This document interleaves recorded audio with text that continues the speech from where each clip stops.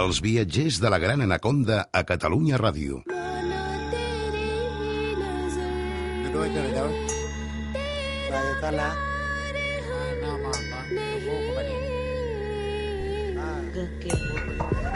Please hear my anguish words of truth.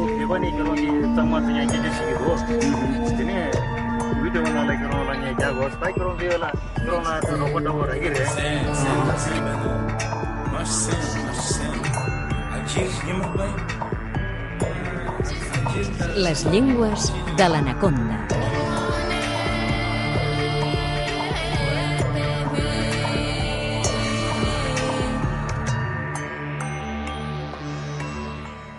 David Valls, benvingut.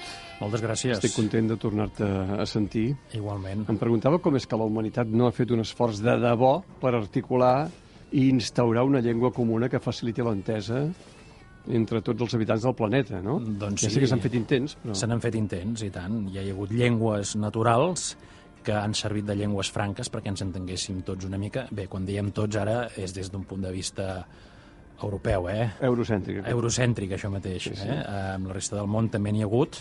Llengües naturals, però què vols dir? Llengües naturals, vull dir llengües que no han estat creades artificialment. Doncs a Europa han tingut el llatí, per exemple. David Valls, lingüista. Ara potser seria l'anglès, ja no només a Europa, sinó a tot el món. S'instaurà l'anglès. Ho va ser el francès, també, per exemple. Hi ha altres llocs del món, hi ha hagut d'altres llengües.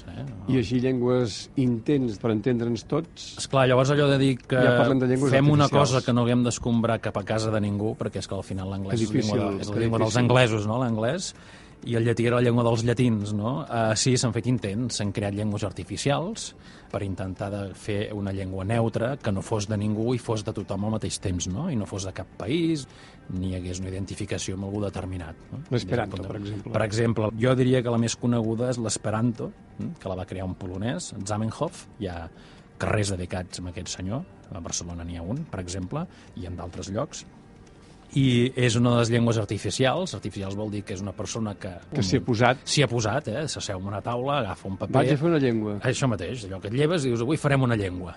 El que és curiós és que el Zamenhof li passés sent oftalmòleg. Oftalmòleg, sí, però és que el món de la lingüística és ple de no lingüistes. Mirant els ulls algú algun dia va tenir la inspiració. Potser sí. Mira, per exemple, ara escombrant cap a casa, en Pompeu Fabra no era lingüista tampoc, era enginyer, i tenim grans lingüistes que originalment no eren lingüistes. Ara, si no recordo malament, en Sapir o en Worf, que també era agent d'assegurances, una cosa d'aquestes, i entre assegurança i assegurança doncs, feia gramàtiques de llengües, més o menys. Llavors, sí, aquest senyor, doncs, un dia es va seure, no?, i el 1887 va crear una llengua que en deia Lingua International, i va fer una gramàtica, i aquesta gramàtica es deia gramàtica, aquesta Lingua International, no? I ho va publicar amb el nom de Doctoro Esperanto, no? De moment no tenia nom aquesta llengua, i de tant Esperanto del doctoro, de doctor Esperanto, doncs hi va quedar el nom d'Esperanto, que vol dir esperança. De fet, era una esperança, aquesta llengua. Era una esperança. Una esperança d'entesa. Això mateix. Llavors, actualment, hi ha entre 100.000 i 2 milions de parlants d'aquesta llengua, que és un rang de números molt ampli, realment. Clar, perquè de 100.000 a 2 milions, doncs... Sí, n'hi ha molts pel mig. 1.900.000. El que passa que deu ser difícil de quantificar, entre altres coses, perquè, per exemple, a vegades quan tens un país o tens un estat o una regió, i doncs mira, tots els que hi ha en aquesta regió delimitada per unes fronteres, ja siguin naturals o artificials, pots comptar la gent que hi ha allà dins, però al ser una llengua que no hi ha un territori on es parla determinat, ni amb unes fronteres determinades, ni una població determinada, i és una població disseminada per tot el món, és difícil de determinar realment quanta gent sap parlar aquesta llengua. I també es calcula que entre unes 1.000 i 2.000 persones serien parlants nadius d'aquesta llengua, és a dir, de pares que han après aquesta llengua i l'han volgut transmetre com a llengua materna als seus fills. A mi una de les coses que més m'agrada de l'esperanto és que és una llengua que no té excepcions. Exacte, clar. Quan tu fas una llengua sobre paper, intentes fer una llengua, una cosa que sigui fàcil, que sigui, per dir-ho d'una manera, perfecta, i que no hi hagi excepcions, perquè totes les llengües tenen excepcions en alguna cosa o altra, ja sigui els verbs irregulars... Això és el que més em molestava. I totes les paraules s'escriuen en bac, excepte... Home, doncs ja no són totes, home. Sempre hi ha excepcions. Llavors, què va fer el Zamenhof? Doncs va crear una gramàtica, no?, que es basa en 16 regles fonamentals. Ara no les repassarem, perquè això no és una classe de lingüística, no? Jo t'ho agraeixo. Gràcies. És una llengua aglutinant. Què vol dir que és una llengua aglutinant? Vol dir que és una llengua doncs, que tens unes paraules, unes arrels, no? I en allà vas afegint sufixos o vas afegint, per dir-ho planerament, d'altres paraules amb aquella paraula i vas fent paraules més llargues, no? més grosses, no? I vas afegint significats allà dins. Com és? A més, clar, què va fer? Diu, ostres, ara he de començar a inventar paraules. Doncs no. I una llengua que sigui equidistant entre totes les llengües, que no hi hagi ningú que li trepitgés l'ull de poll. Exacte. Què va fer? Doncs va començar a manllevar, a agafar paraules ja existents d'altres llengües i adaptar-les al sistema fonètic, al sistema fònic de l'esperanto i a l'estructura i la gramàtica de l'esperanto, no? I va agafar, doncs, paraules del llatí, del francès, de l'italià i del castellà. Del català? Bàsicament. No, del català no consta que n'agafés cap. Caram. Però bé, em va agafar del llatí, que és la llengua mare, per dir-ho així, oi? Del català. Arrel de totes les arrels. I, a més, en menor mesura, també em va agafar de l'alemany, de l'anglès, també del rus, del polonès, que era la seva llengua, del grec i de l'hebreu. Per tant, és un popurrí de llengües, no? El que sí vull dir, parlarem de més llengües, Ara, que n'hi ha més? Sí, n'hi ha més artificials, però sí que, malgrat que volíem fer unes llengües allò que no fossin de ningú, penso, és la meva opinió, que tampoc està ben dit, perquè bàsicament totes les llengües artificials, o almenys les que parlarem avui, han manllevat vocabulari de llengües bàsicament europees, hi ha alguna excepció, Per tant, tampoc és una cosa tan neutra. O sigui, potser perquè l'inventor... Clar, n'has comprat una mica cap a casa, perquè dius, sí, és una llengua internacional, diuen que, sí, és que l'esperanto és la llengua fàcil d'aprendre, perquè no sé què... Bé, és fàcil d'aprendre. Si ets parlant de llengües europees, molta part del vocabulari... Si ets un indígena de Papua Nova Guinea... Exacte, el vocabulari et sonarà, perquè si no l'han tret del castellà, l'han tret del francès o de l'anglès o el llatí, tot això et sona, si ets un parlant de llengua europea, sobretot de base llatina. Però, esclar, si tu ets un parlant de Papua Nova Guinea o de xinès, l'esperanto és... llengua bantú. Exacte, l'esperanto és igual de difícil que aprendre el francès, perquè és que no et sona absolutament de res. És una llengua amb una estructura totalment diferent, a més és una llengua aglutinant, no? Per exemple, si ets un parlant de xinès, que seria el contrari, no? És una llengua aïllant, per tant, anem per un altre costat. Altres llengües. Vinga, més llengües, va. N'hi ha una que és molt curiosa, que es diu Toquipona. Jo no sé si sembla de broma, no? Sí, sembla de broma, no? Aquesta llengua, jo no sé si aquest toqui, i això ho dic jo, ve de talk, de parlar en anglès, i és una llengua inventada per una lingüista canadenca que es diu Sonia Ellen Kisa. No fa gaire anys, a més. No, perquè aquesta persona és viva i és fet d'ara, I és una llengua que en diuen una llengua simple, és una llengua artificial dissenyada per aquesta lingüista, i es tracta d'una llengua minimalista, Seria una mica com un pidgin, I se centra en elements i conceptes simples, relativament universals i comuns al màxim possible de cultures. És una definició una mica... Clar, és a dir, que ella sí que va intentar fer una cosa ben senzilla, ben simple. Bàsica. I dius, home, i com pot ser senzill? Perquè, esclar, què vol dir senzill? Perquè dius, mira, per un catalanoparlant el castellà és fàcil, no? Però, esclar, és des del punt de vista d'on vens. Però bé, en aquest cas s'ha inventat una llengua, no?, que té 14 fonemes. O sigui, és una llengua amb bones intencions. Exacte. Doncs en 14 sons, només. Pensem que en català mateix en tenim, no recordo, és igual 25 o 26 o 27, no en ve d'un, i, atenció, només 118 paraules. Així que la pots aprendre en una tarda. Exacte. 118 paraules. Com qui diu, no? Sí, home, 118 tarda, paraules. Les tardes ja tens après tot el vocabulari. Sí, ja saps el toquipona. Això mateix. Per tant, no va ser pensada doncs, com l'esperanto, no? Una llengua completa amb tot un vocabulari, unes gramàtiques, etc, sinó d'una forma diferent. De fet, segons la seva autora, la Sonia Ellen Kisa, tenint en compte la filosofia taoista. Un dels tres grans corrents de pensament de la Xina, molt antic, del segle IV abans de Crist. Exacte. I a més, aquí hi ha una cosa, pel que fa a aquesta llengua, que està feta, segons diu la seva autora, per modificar la manera de pensar d'aquells que parlen aquesta llengua. O sigui que si parles aquesta llengua, la intenció és fer-te canviar la manera de pensar. I si recordem un dels programes sí, això, que totes les llengües passen, no? Vam parlar de la hipòtesi Sapir-Whorf, que són dos lingüistes que es van dedicar una mica a buscar la relació entre pensament i llengua, no? La hipòtesi forta i la fluixa, si el pensament realment influencia molt a la llengua o si la llengua influencia la forma que tenim de pensar. Però no entrarem en això perquè no ho solucionarem avui. Ni avui ni mai. Potser ni avui ni mai, David. no? Això mateix. Característiques d'aquesta llengua, del toquipona, doncs disposa de pronoms, no? Evidentment, diuen mi, que és a primera persona, sina, segona persona, ona, tercera persona, però aquests pronoms, per exemple, no especifiquen ni gènere ni número. És a dir, no sabem si és dona o home. Exacte. Per tant, ona, que seria la tercera persona, seria el ell o ella nostra, doncs pot voler dir ell, com ella, com ells, com elles. I, a més, tenen un comodí que és mute, que vol dir molts. Per tant, de fet, per fer el plural, diuen molts i ja està. Vols dir que aquestes llengües no fomentarien els mals entesos? És possible. És possible. De totes maneres, hi ha llengües naturals que ho fan servir així, això del molts, vull dir, diuen molts i s'ha acabat el bròquil. No, ho dic perquè no saps si s'estan referint a ell o ella, de sobte. No? Sí, bé, però hi ha molta... La majoria de llengües del món, per exemple, no tenen gènere gramatical i no saps mai si parles d'ell o d'ella i no passa res, A vegades l'element sorpresa també està bé. Sí, com les llengües que tenen el verb al final de la frase, no? Saps, no, que no la completa, no... No saps què vols fer amb tot allò que estàs dient, no? Quina acció vols donar, no? D'acord? Llavors, aquest vocabulari de 118 paraules, no?, oficials, que se n'han anat afegint més, a mesura que hi ha hagut gent que ha anat aprenent aquesta llengua, han anat sortint paraules noves, però diguéssim que la base són aquests... Clar, totes les llengües es modifiquen constantment, no? Exacte. Surten paraules noves... I sempre hi ha se'n neologismes, perden. no?, en aquest cas. Però les 118 oficials, doncs, estan dissenyades, no?, d'acord amb uns principis de viure una vida simple, no?, sense complicacions, etc, no?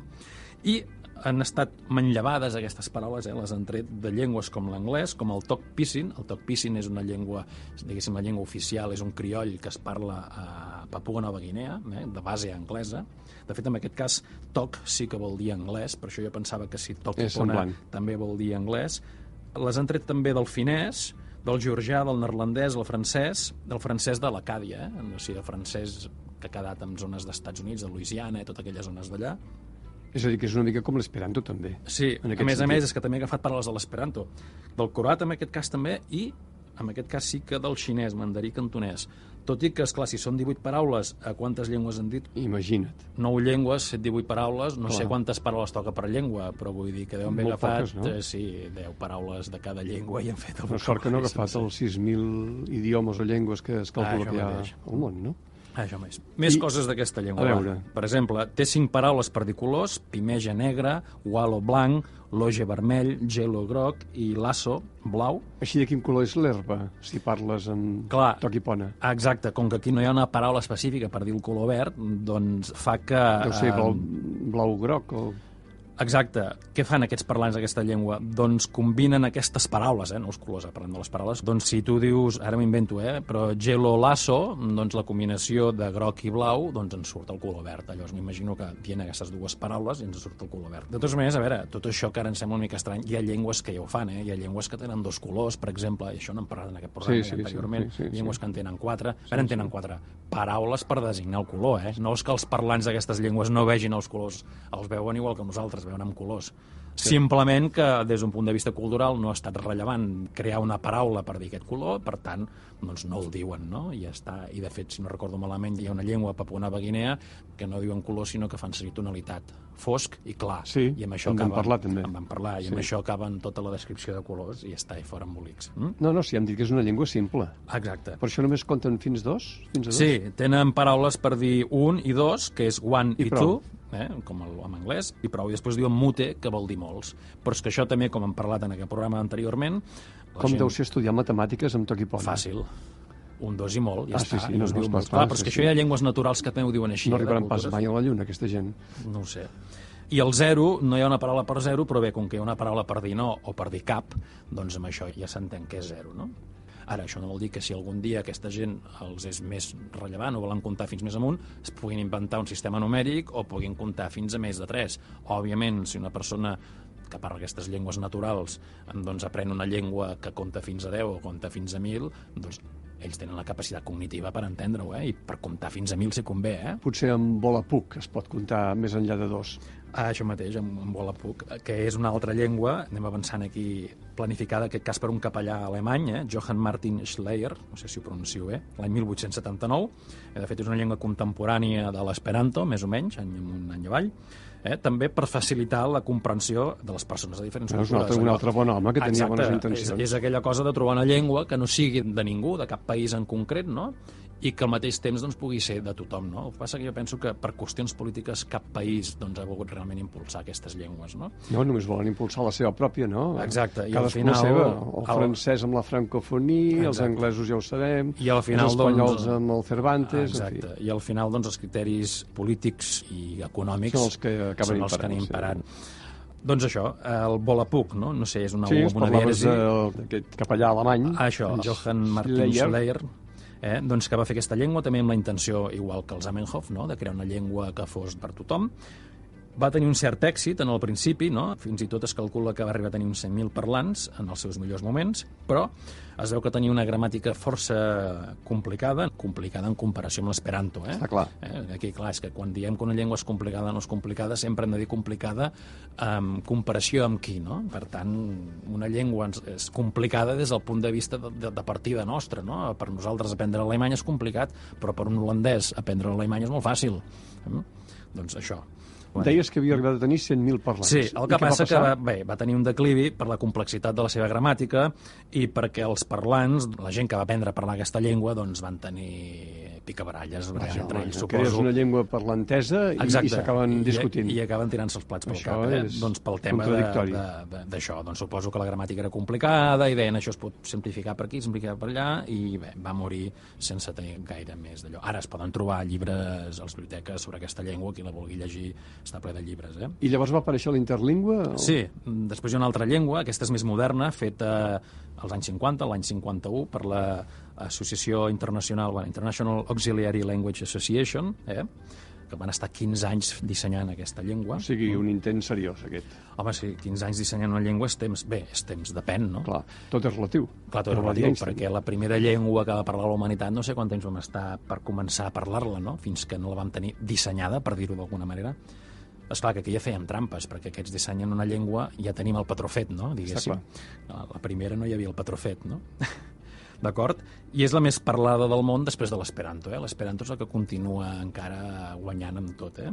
I és d'estructura, un cop més el que deia abans, és una llengua d'estructura de base europea, de llengües europees, anglo-romànica en aquest cas, no? Amb un lèxic de 5 llengües europees, bàsicament. Per tant, ja tenim enemics, no? Els americans, els asiàtics, els africans. És de base, té castellà, francès, italià i portuguès, i a més, amb anglès, però amb aportacions d'alemany i de rus. I bé, aquesta és la llengua. Qui en vulgui buscar informació, un cop més, internet n'és ple. I llavors hi ha llengües que venen de l'espai exterior, pràcticament. També tenim el Klingon. Bé, però això és seriós, això, el Klingon? Sí, és seriós. Hi ha gent que l'aprèn, hi ha gramàtiques, i hi ha gent que fan trobades de parlants de Klingon. És una llengua de mentida. Bé, com totes les que han dit fins ara. El que passa que aquesta ha sortit arran de la pel·lícula de Star Trek. Va començar com una broma, per dir-ho així, entre cometes, suposo jo, broma amb el sentit de dir van fer la sèrie, no? Va dir, tenim uns personatges d'un altre planeta que parlaran la seva llengua, es devien inventar 3 o 4 paraules per l'estona que sortien en pantalla, però, esclar, a mesura que aquesta gent, que els Klingon van agafar més protagonisme, havien d'anar fent més vocabulari, no? Perquè aquella llengua fos real, fins que al final van acabar fent una llengua de la qual hi ha gramàtiques. Com de la ficció acabem derivant a la realitat. Exacte, hi ha clubs d'aquests que es troben, hi ha clubs de Klingon, sí, de klingonians o klingonesos. I s'ajunten i les parlen, i a part del Klingon n'hi ha més, I que gent estranya o gent... David, hi has anat amb algun d'aquests clubs? No he anat.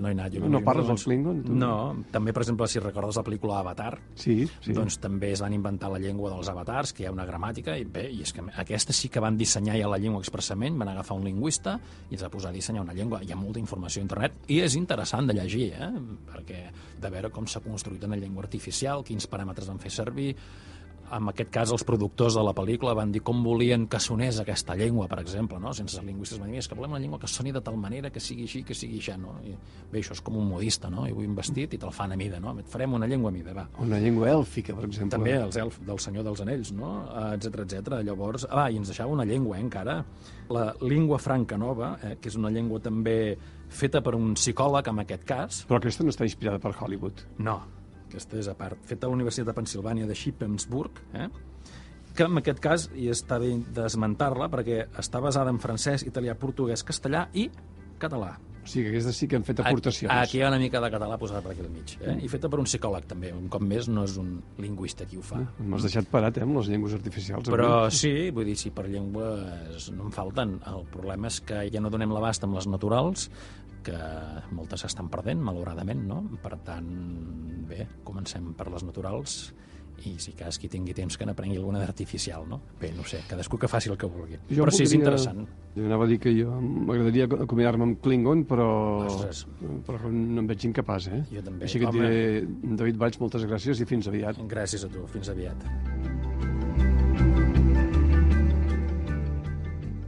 Els viatgers de la Gran Anaconda. Les llengües artificials, un seguit d'iniciatives per fer més fàcil l'entesa entre els humans que habitem la Terra, però que s'han quedat en bones intencions perquè cap d'elles ha aconseguit esdevenir la llengua vehicular terrestre.